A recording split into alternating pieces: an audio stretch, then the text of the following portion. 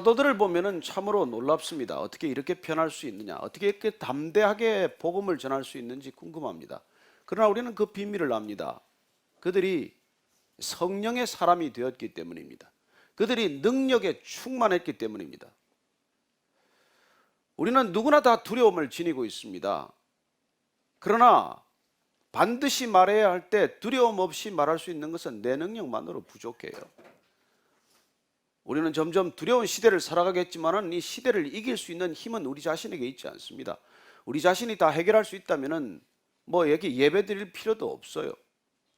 그러나 우리의 힘과 능력으로 감당할 수 없는 수많은 상황들을 만나게 되고, 그런 상황들 가운데 우리가 처했을 때 어떻게 말해야 할 것인가, 어떻게 행동해야 할 것인가, 어떻게 결정하고 어떻게 우리가 이 사태를 헤쳐나가야 할 것인가, 그런 일들을 맞닥뜨릴 때 우리는 정말 하나님께서 우리를 향하신 말씀이 있고, 또 예수님께서 약속하신 대로 보혜사 성령을 보내주셨기 때문에 그분 의지하고 이 모든 일을 뚫어내고 이겨나갈 수 있다는 것입니다.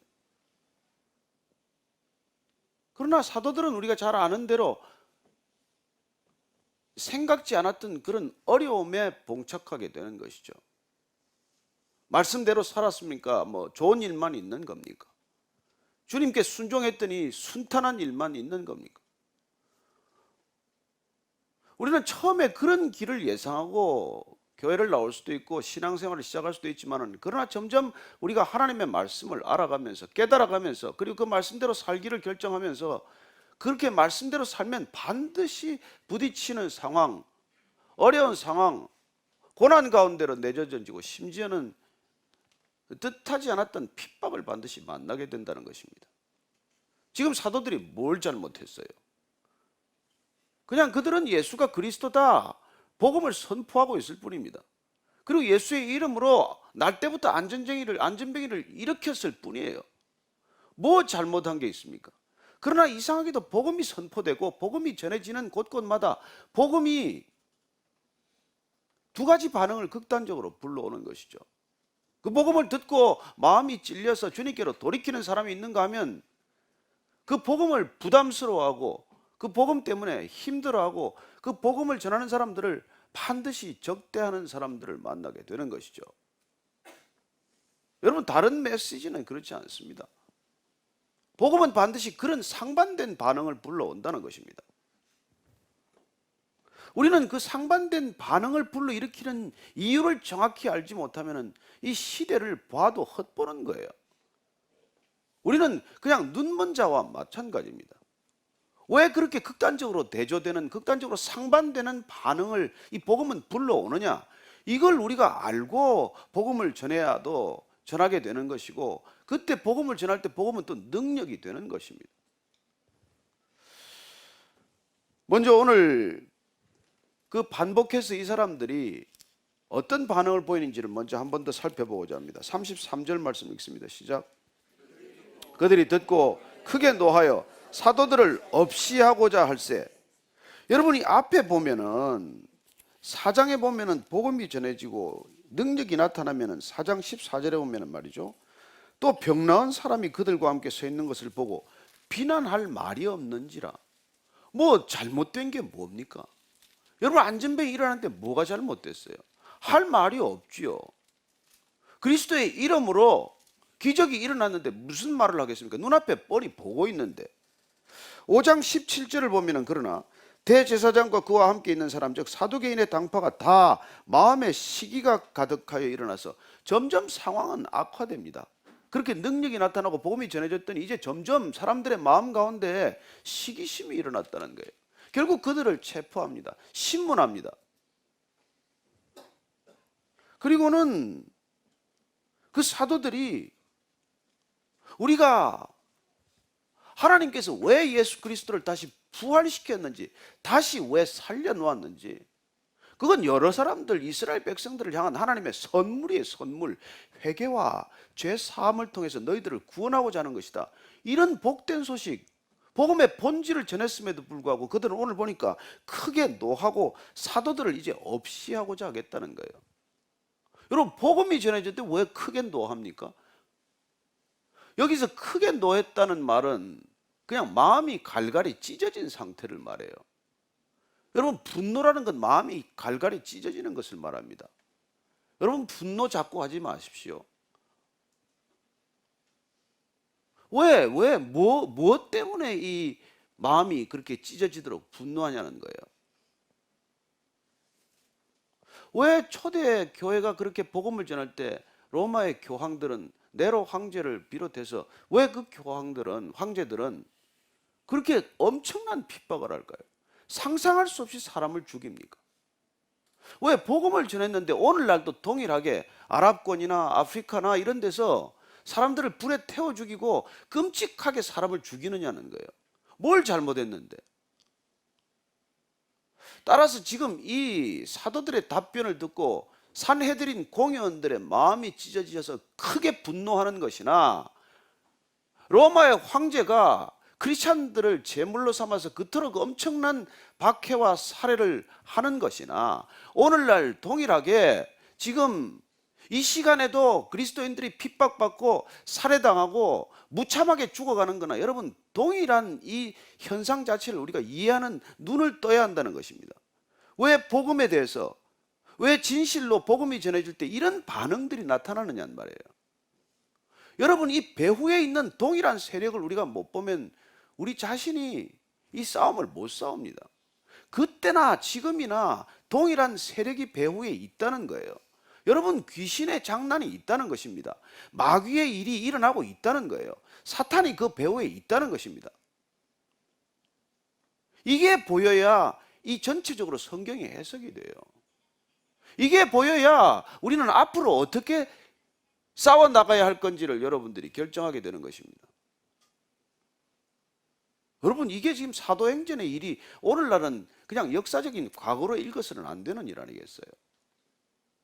그 사람들은 지금 이제는 죽이고 싶은 거예요. 이제는 처음에는 할 말이 없다가 시기심이 잔뜩 났다가 이제는 크게 분노하더니 이게 기어이 죽여버리겠다는 거예요. 뭘 잘못했는데?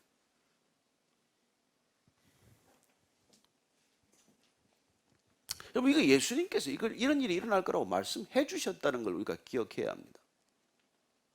여러분들이 복음을 전하면, 복음대로 살면, 진리를 살면 여러분들은 이런 일들, 누군가 시기하고 누군가 할 말이 없어지게 되고 누군가 분노하게 되고 누군가 없애버리고 싶다, 그냥 없어졌으면 좋겠다, 이런 반응들을 불러온다는 거예요.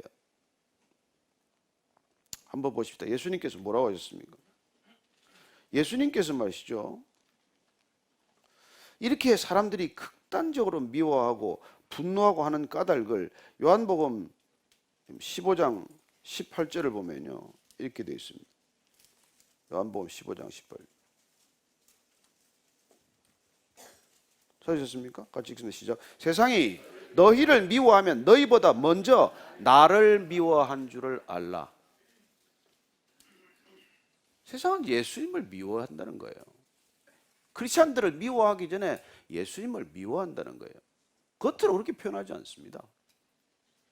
왜 그렇게 예수님을 미워해요? 마음속으로. 요한복음 7장 7절을 보면 다시 이렇게 되어 있습니다. 세상이 너희를 미워하지 아니하되 나를 미워하나니 이는 내가 세상의 일들을 악하다고 증언함이라. 여러분, 예수님이 환영받지 못하는 이유는 세상이 악하다는 것을 증언하기 때문이라는 거예요. 여러분, 어둠은 빛을 본능적으로 싫어합니다. 왜냐하면 어둠은 빛과 타협할 수가 없기 때문에, 빛이 오면 어둠은 쫓겨나가기 때문에 그래요. 그래서 복음이라는 빛이 들어가면 어둠에 있던 그냥 벌레들이 화들짝 놀라서 마치 바위를 들추면 바위 밑에 있던 벌레들이 사방으로 튀어가듯이 그렇게 본능적으로 반응하는 거예요. 빛이 오면 이런 일이 일어난다는 것입니다. 그래서 예수님께서는 요한복음 3장 19절을 보면 이렇게 되어 있어요. 그 정죄는 이것이니 곧 빛이 세상에 왔을 때 사람들이 자기 행위가 악함으로 빛보다 어둠을 더 사랑한 것이라. 예수님께서 다 얘기를 해주고 시작하셨어요. 여러분들 지금 여기 와서 예배드리지만은 밖에 나가면 여러분들이 그렇게 환영받습니까? 쫓겨서 온 건 아니죠. 우리가 이게 참 크리스찬이 된다는 걸 이게 잘 몰라서 우리가 이게 선뜻 이렇게 교회 따라오기도 하고 하지만은 정말 알고는 가기가 쉽지 않은 결정이에요. 어떻게 근데 복음을 전했길래 요새는 교회 문턱이 이렇게 사람들이 많이 오게 되었습니까? 잘못 전해진 것이죠. 오면은 무슨 일이 다 풀리는 줄 아는 것이죠.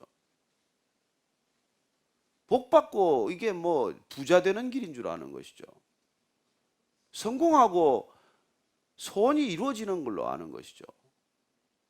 아니요, 그것 때문에 예수님께서 지금 이런 말씀하시지 않습니다. 예수님께서 이런 말씀하시는 이런 목적을 잘 아셔야 합니다. 그래야 우리가 이 마지막 시대를 살아갈 수 있는 힘을 얻게 되고, 그리고 분명한 방향을 잡게 되는 것이죠. 저는 여러분들이 정말 개인적인 어떤 그런 욕망과 속에서 꿈틀거리는 야망이 있다면 이 교회 와서는 여러분들 그게 이루어진다는 생각하지 마십시오. 그걸 위해서 부르지 않았다는 거예요. 지금 사도들을 보십시오. 지금 복음을 전했더니 말이죠. 이 사람들이 지금 크게 분노해서 그냥 없애버리겠다. 저자들도 그냥 없애버리겠다. 여러분, 그래서 예수님 십자가에 못 박지 않았습니까? 끝내 십자가에 못 박았던 사람들이 지금 바로 이 사람들이 예수님 십자가에 못 박았는데 뭐 지금 사도들 한둘이 못 박는 게 그게 뭐 어렵습니까? 산헤드린 공회원이란 어떤 곳입니까? 여러분, 최고 의결기구고 통치기구고 최고 종교기관이에요. 못할 일이 없습니다. 무소불위의 권력 집단들이에요. 근데 그들 앞에서 지금 두렵지 않게 대답하는 걸 보니까 더 화가 나는 것이죠. 여러분, 애들 막 나무라는데 눈을 똑바로 뜨고 대답하면 더 열받지 않습니까? 아니, 고개나 숙이고 잘못했다고 하면 그래도 그 좀 봐줄 만한데 당당하게 대답하면 더 화가 나는 것이죠. 틀려서가 아니에요. 내 자존심이 구겨졌기 때문이고 내 안에 어떻게 저런 자들이 나한테까지 대드나 이런 생각들이 들기 때문이죠. 표현은 점잖겠지만 이 사람들 뭐 범인, 학문 없는 범인인 줄 알았다고 그렇게 해놨지만 속은 뭡니까? 어떻게 저런 작자들이 여기 와서 지금 서서 저렇게 뭐 하나님에 대해서 이러쿵저러쿵 얘기를 할 수가 있나? 우리가 어떻게 저자들한테 지금 설교를 듣나? 이런 얘기예요, 이런 얘기예요. 그게 화가 난 것이죠. 그래서 지금 이렇게 격분하고 있는 상황에서 지금 한 사람이 지금 일어나서 이들을 지금 잠깐 제지시키는 모습을 보게 됩니다. 34절에서 37절까지 읽습니다. 시작. 바리새인 가말리엘은 율법교사로 모든 백성에게 존경을 받는 자라. 공회 중에 일어나 명하여 사도들을 잠깐 밖에 나가게 하고 말하되 이스라엘 사람들아, 너희가 이 사람들에게 대하여 어떻게 하려는지 조심하라. 이전에 더다가 일어나 스스로 선전하며 사람이 약 400명이나 따르더니 그가 죽임을 당하며 따르던 모든 사람들이 흩어져 없어졌고 그 후 호적할 때 갈릴리의 유다가 일어나 백성을 꿰어 따르게 하다가 그도 망한 적 따르던 모든 사람들이 흩어졌느니라. 여기 갑자기 산헤드린 공회원 70명이 회의하고 있는 도중에 이렇게 다들 격분하고 흥분한 상황에서 한 사람이 일어나서 지금 이 격분을 가라앉히는 말을 시작을 해요. 사도들 잠시 나가 있어라. 이 사람들 지금 신문을 멈추고 내보내고 나서 이 가말리엘이라는 사람이 지금 얘기를 시작하는 것입니다. 근데 가말리엘에 대한 소개가 되어 있어요. 첫째는 이는 누굽니까? 바리새인이라고 되어 있어. 바리새인 가말리엘. 여러분, 바리새인은 그 당시 가장 명예로운 호칭이에요. 정말 하나님 말씀대로 살아보겠다고 몸부림치던 사람들입니다. 바리새인이 결코 잘못된 사람들이 아니에요. 정말 그들은 일주일에 2번 금식하고 하루에 3번씩 꼭꼭 기도하고 철저히 율법을 지키고 말이죠. 구제, 금식, 기도, 어떤 것도 타의 추종을 불허하는 놀라운 종교적인 행위를 지닌 사람들이에요. 정말 이들만큼만 산다면 어느 누구도 정말 존경받지 못할 게 없는 그런 사람들이에요. 어쨌든 가말리엘이 그런 바리새인이었다는 것이고, 두 번째로 그는 율법 교사라고 되어 있습니다. 그런 사람들 중에서 율법 교사면 여러분 얼마나 이게 대단하겠어요. 이게 이 사람이 그 당시에 이스라엘 최고의 랍비라고 부르는 힐렐의 제자였습니다. 가말리엘이. 또 여러분들이 잘 아는 사도 바울이 여기 가말리엘의 제자 아닙니까? 그 가말리엘이라는 사람은 율법 교사 중에서도 율법 교사예요. 누구든지 이 사람 말이라면 정말 경청할 수밖에 없는 그런 사람이에요. 여러분, 율법 뭐 이렇게 좀 알아가지고 가르치겠습니까? 자, 그 다음에 또 이 사람은 또 누구예요? 모든 백성에게 존경을 받는 자래. 여러분, 몇 사람한테 존경받을 수 있습니다. 저도 몇 사람한테 존경받을 수 있어요. 그러나 모든 사람한테 존경받지 못합니다.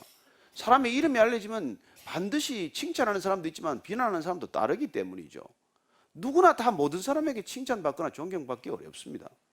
근데 이 가말리엘은 어떻게 된 사람인지 바리새인이자 율법 교사이자 그 백성들 이스라엘 백성들한테 모두 다 존경받았다고 되어 있어요. 그래서 나중에 보면은 전해지는 바에 따르면 가말리엘 죽었을 때 워낙 율법에 탁월한 사람이었기 때문에 이스라엘의 율법도 죽었다 이런 말이 따를 정도로 이 대단한 사람이에요. 그리고 이 가말리엘이 일어났기 때문에 공회는 당연히 그를 경청하겠죠. 일어나서 설명을 지금 이야기하는 것입니다. 근데 그 사람이 말하는 논지는 뭐예요? 사람들아 너희가 이 사람들에게 대하여 어떻게 하려는지 조심하라는 거예요. 조심하라. 서두르지 말라는 거예요. 흥분하지 말라는 것입니다. 너무 성급하게 결정하지 말라는 거예요.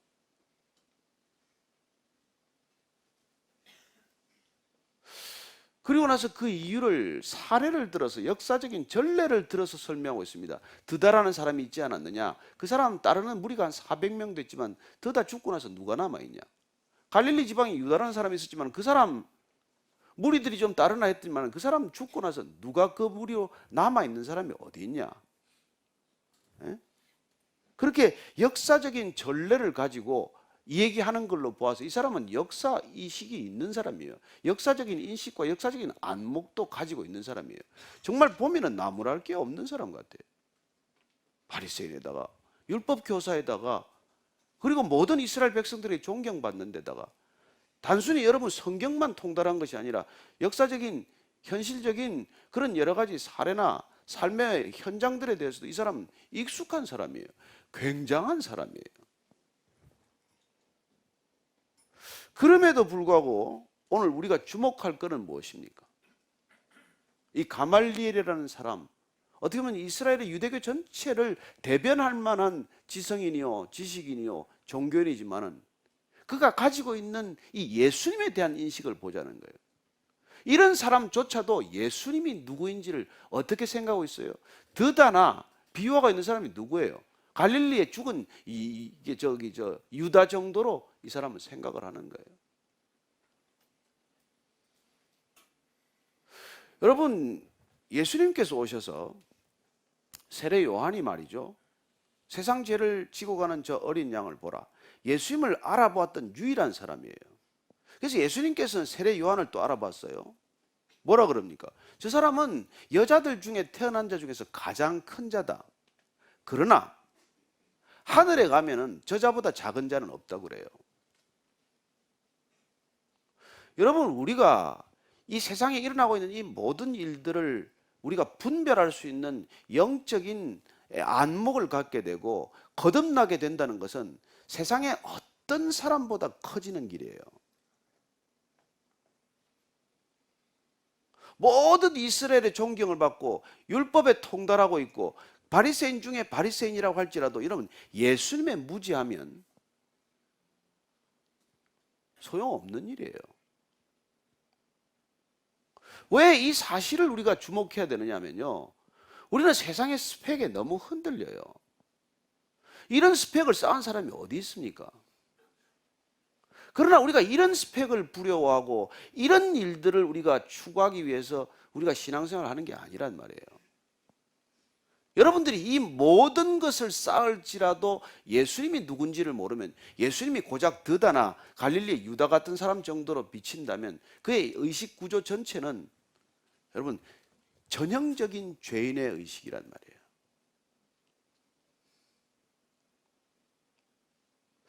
저는 이 시대에 우리가 자칫하면은 우리는 가말리엘 같은 사람이 목적이 될 수가 있어요. 그러나 예수님은 가말리엘을 쓰고 있지 않습니다. 여러분, 사도들이 이런 스펙을 가지고 부른 게 아니에요. 그래서 하나님께서는 하나님의 나라를 위해서 세우는 사람들을 주목해서 보셔야 합니다. 그리고 여러분들이 하나님의 사람으로 어떻게 해야 쓰임 받을 수 있을지를 여러분들이 깨달아야 되는 것이죠. 여러분들이 세상적인 스펙을 쌓는다고 여러분들이 예수님에 대한 알미 커지지 않는단 말이에요. 무슨 일이 일어나야 됩니까? 여러분들이 성령 세례를 받아야 한다는 거예요. 저와 여러분들이 성령 세례를 받아야 하고 능력으로 충만해야 한다는 것입니다. 그렇지 않으면 이 가말리엘이 된다고 할지라도, 이스라엘의 모든 존경을 받는다고 할지라도 예수님이 누군지 모르면 허사란 말이에요. 그리고 그들은 이 가말리엘을 머리로 하는 이 70명의 사내들인 공회원들은 지금 사도들을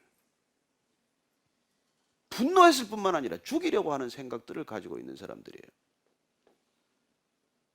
근데 가말리엘의 지혜는 뭡니까? 가말리엘의 충고는 뭐예요? 그렇게 다루지 말라는 거예요.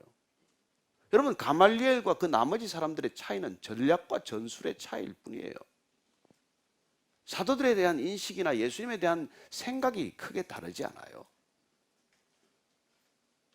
저는 우리가 이런 세상에 살고 있다는 것을 여러분들이 기억하게 되기를 바랍니다. 세상에서는 우리가 스펙이 대단한 뛰어난 사람이나 스펙이 하찮은 사람이나 여러분 별 차이 없습니다. 살아가는 그냥 전술과 전략이 조금 다를 뿐이에요. 어떻게 해야 사람들한테 좀 인정을 받나?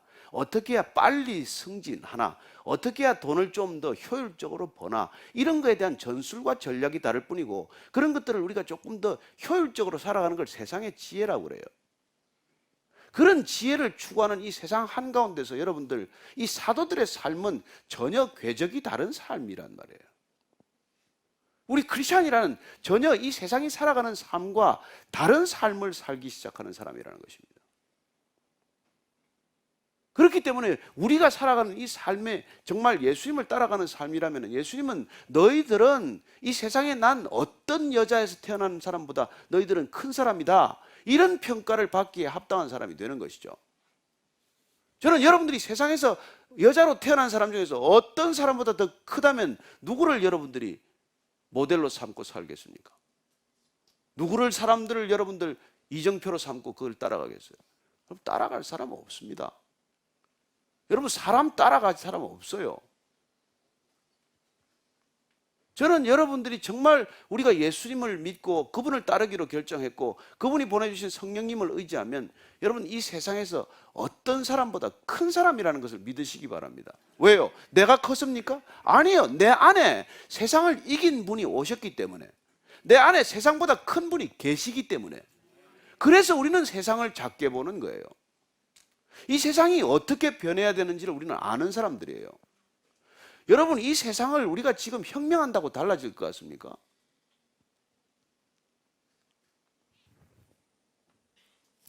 그래서 예수님이 혁명했겠죠.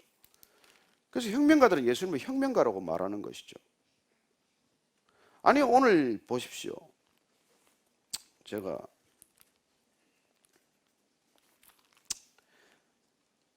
고린도전서 한번 찾아보시죠. 2장 14절. 2장 14절 말씀. 고린도서 2장 14절 말씀 찾았으면 읽습니다. 시작.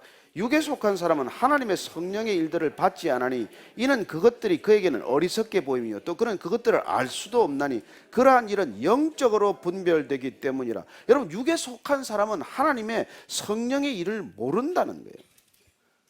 그리고 하나님의 성령의 일을 이루어가는 사람들을 어리석게 본다는 것입니다. 여러분, 전혀 다른 삶이에요. 다른 삶이에요.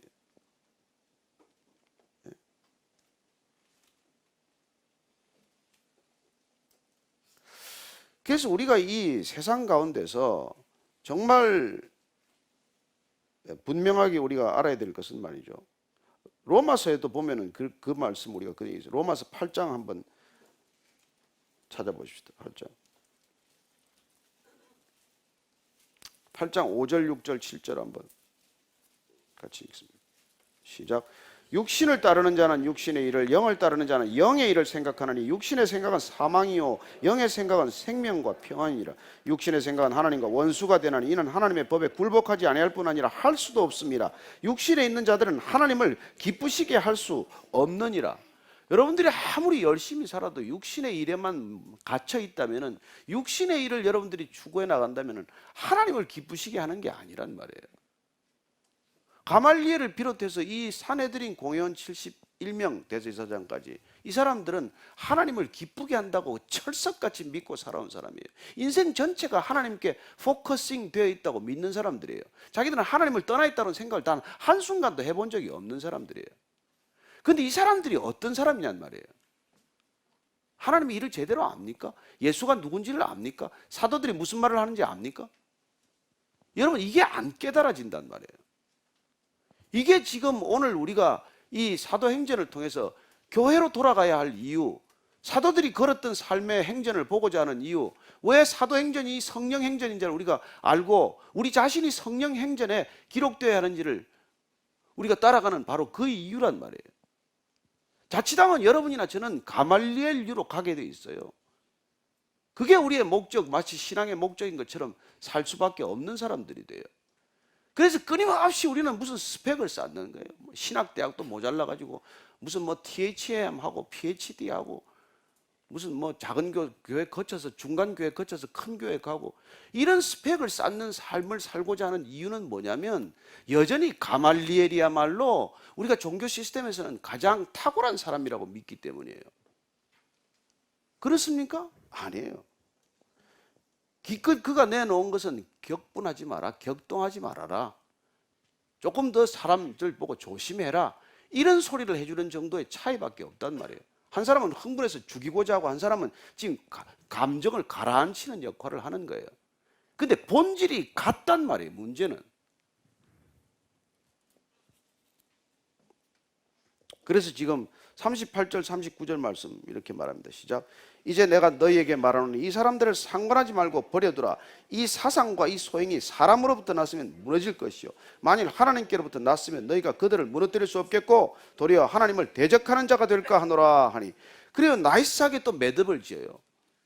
이런 사람들은 마무리 깔끔하게 합니다. 빠져나갈 길 다 찾아놔요. 예?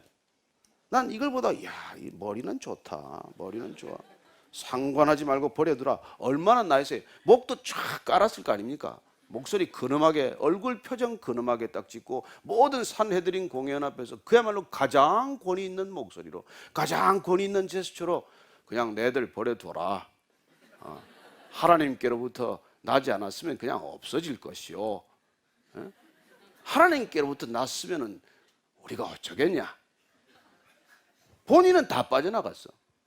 본인은 책 잡힐 말이 하나도 없어요.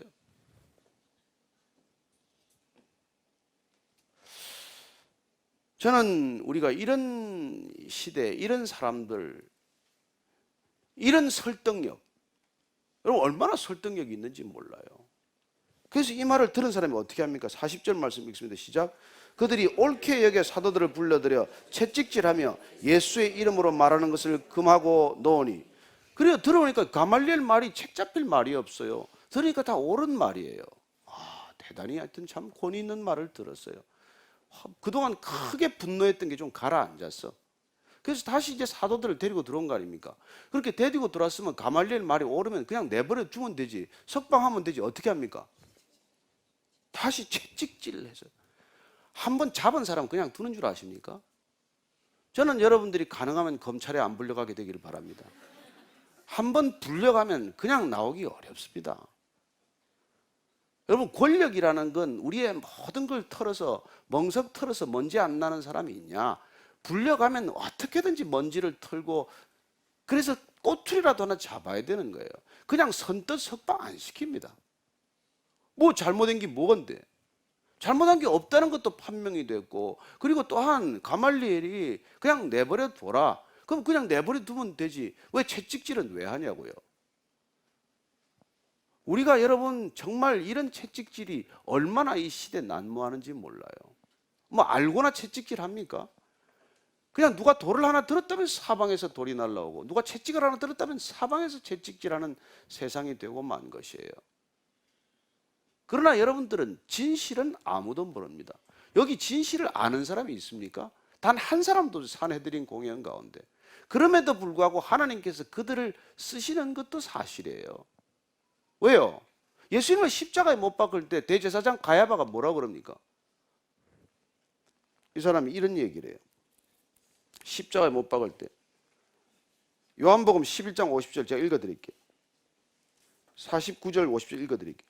그 중에 한 사람 그의 대제사장인 가야바가 그들에게 말하되 너희가 아무것도 알지 못하는도다.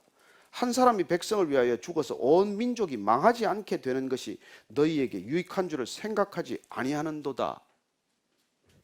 첫째, 이 가야바가 너희가 아무것도 알지 못하는도다 하고 말하면서 자기는 더 모른다는 걸 모르는 거예요. 근데 이렇게 무식하고 모르는 건 이 사람을 통해서 얼마나 주님께서는 또 옳은 얘기를 하느냐면 한 사람이 백성을 위하여 죽어서 온 민족이 망하지 않게 되는 것이 너희에게 유익한 줄을 생각하지 않느냐. 여러분, 이 말은 하나님의 음성같이 들려. 예수님 한 분 십자가에 못 박혀서 우리 모두가 구원받는 것이 그분의 죽음의 의미인 줄 이자가 지금 알고 얘기를 합니까? 어떻게 상반된 목적과 생각을 가지고 있는데도 불구하고 하나님의 메시지는 이렇게 정확합니까? 그들은 예수님을 조롱하느라고 유대인의 왕하고 십자가에 위에 죄패를 올려놓고 그것도 헬라어, 라틴어, 뭐 히브리어 셋이나 써가지고 다 갖다가 붙여놨어요.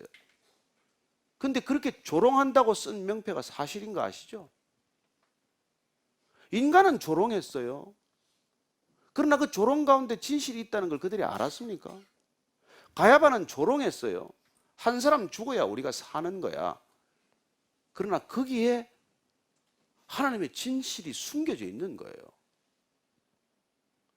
저는 오늘날 우리 크리스천들이 살아가는 삶 가운데 여러분들이 맞닥뜨리는 수많은 고난의 현장이 있을 것입니다. 그리고 그들은 알건 모르건 우리들을 조롱하거나 뒤에 서서 뭐 말도 안 되는 소리를 하거나 뭐 비난하거나 비판하거나 어떤 일들을 할 수 있어요. 그러나 그들은 진상을 다 모르고 결코 아무것도 다 알지 못하고 하지만은 그들이 행하는 일들 가운데 하나님께서는 진실을 드러내실 수 있는 분이라는 것입니다. 저는 예수님 믿게 된 게 딱 하나예요. 십자가를 들어서 구원의 도구로 삼으실 수 있는 분이 뭘 못하겠습니까? 저주의 형틀의 도구를 들어서 구원의 방주로 삼으시는 분이 뭘 못하시겠어요? 저는 하나님은 무슨 일이든지 할 수 있다고 믿습니다. 다만 우리가 원하는 방식이 아니에요.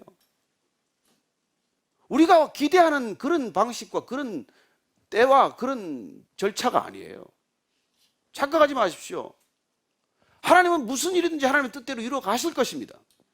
그걸 믿으셔야 합니다. 이 백성들 가운데 지난 130년 동안 하나님께서 그렇게 원하는 방향으로 끌고 가고 계세요. 우리가 뭐가 대단한 나라인데 여러분 선교사들을 전 세계 미국 다음으로 많이 보내는 나라가 됩니까? 저는 하나님께서 지금도 새 일을 시작하셨다고 믿습니다. 도저히 우리는 이게 어떻게 풀릴까 모르겠어요. 이런 혼란을 가지고 나라가 견디겠나 싶기도 해요. 그러나 저와 여러분이 기도하면 하나님께서 우리가 구원의 섭리를 우리를 통해 이루어 가신다고 믿습니다. 지금 이 민족이 구원받아야 돼요. 경제 발전 더 한다고 되는 나라가 아닙니다. 정치 개헌한다고 되는 나라가 아니에요. 통째로 썩었는데 뭐가 돼요? 여러분 97년 IMF가 올 때 IMF 협정문에 뭐라 그랬습니까? 한국은 제일 큰 문제가 투명성의 문제예요. 그래서 그게 IMF 협정문에 제일 많이 나오는 단어가 6번 반복해서 transparency. 한국의 문제는 이 투명성의 제고에 있다고 얘기했습니다. 그로부터 지금 20년이 지났어요. 달라졌습니까? 우리가 투명해졌습니까? SNS 때문에 좀 투명해진 게 있어요. 그러나 우리가 보니까 정경유착은 여전하고 권력의 비리나 부채는 여전하고 대기업의 관행도 여전하고 뭐가 달라졌어요? 갈아엎는 거 말고 무슨 길이 있습니까? 갈아엎는 거 말고. 어제는 뭐 160만인가 뭐 얼마나 나왔다면서요. 나가야 되냐 말아야 되냐 저한테 묻지 마세요. 알아서 하세요. 기도해보고 하세요. 나가라는 마음을 주면 나가고 나가지 말라는 마음을 주면 뭐 골방에서 기도하시든지 하나님은 어떤 쪽이든지 사랑하세요. 다만 여러분 나갔다고 나가지 않는 사람 비난하지 말고 안 나갔다고 나가는 사람 비난할 것도 없어요.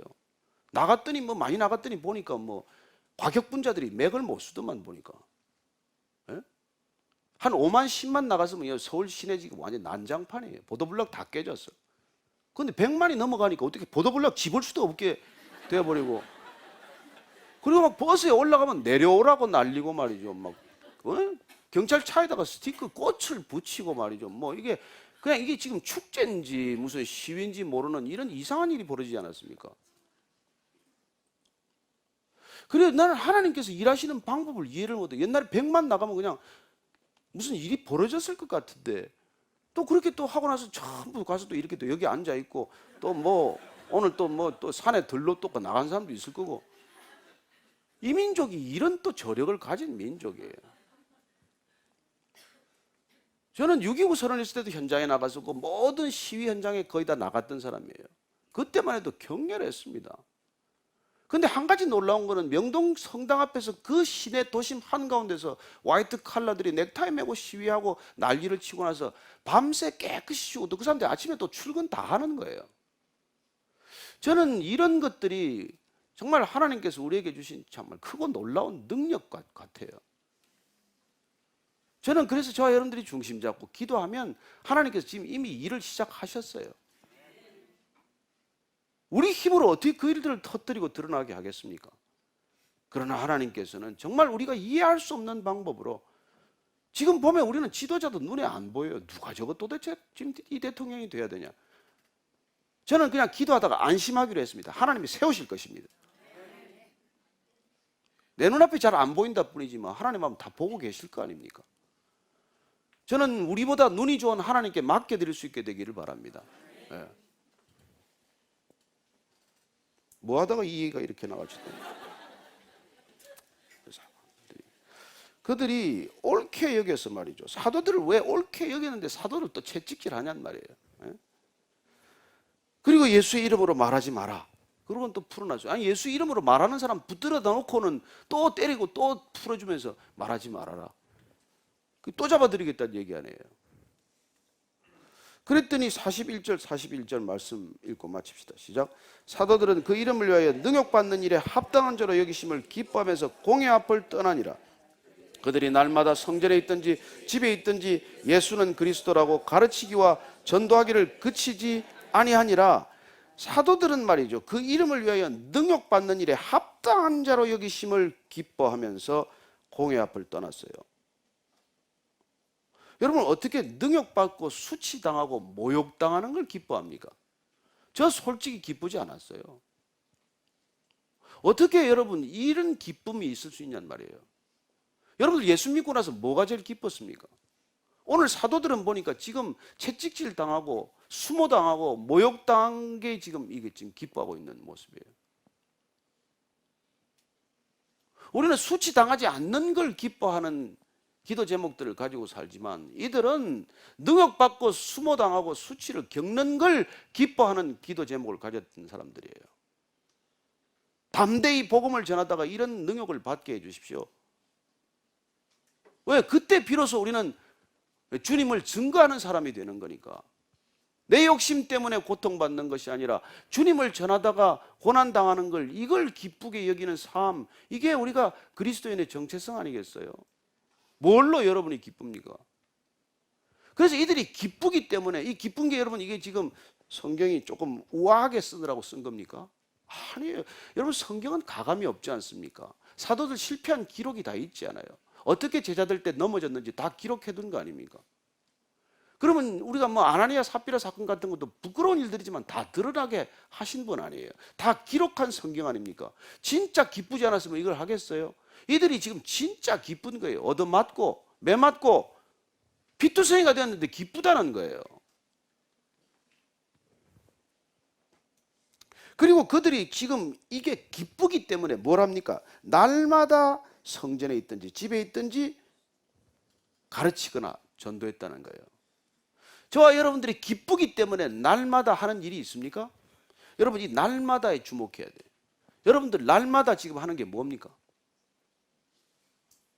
이들은 기쁘기 때문에, 예수님께서 자기들 쓰고 있다라는 이 기쁨 때문에, 예수님 때문에 우리가 이렇게 수모를 겪고 수치를 겪는 걸 기뻐했기 때문에 날마다 그 일을 하는 거예요. 저는 우리가 말이죠, 날마다 하는 게 우리의 영성이라는 걸 믿는 사람입니다. 저는 여러분들이 날마다 양치질하면 영성이 생길 줄로 믿으시기 바랍니다.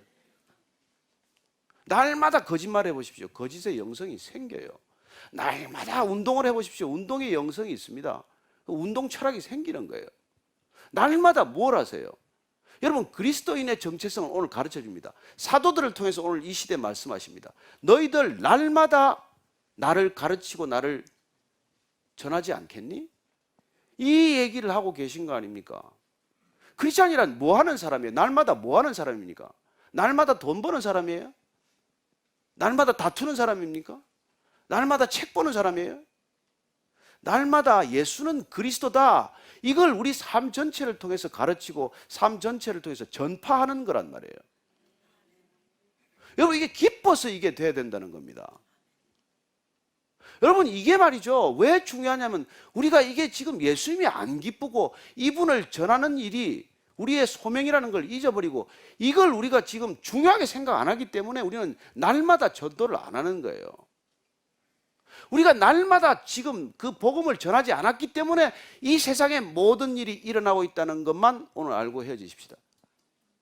우리가 날마다 주는 그리스도라는 것을 우리의 전 생애를 통해서 드러내도록 부름받은 사람들이 그렇게 안 살아서 이 땅이 모든 고통이 있다는 것만 우리가 기억하고 나가십시다.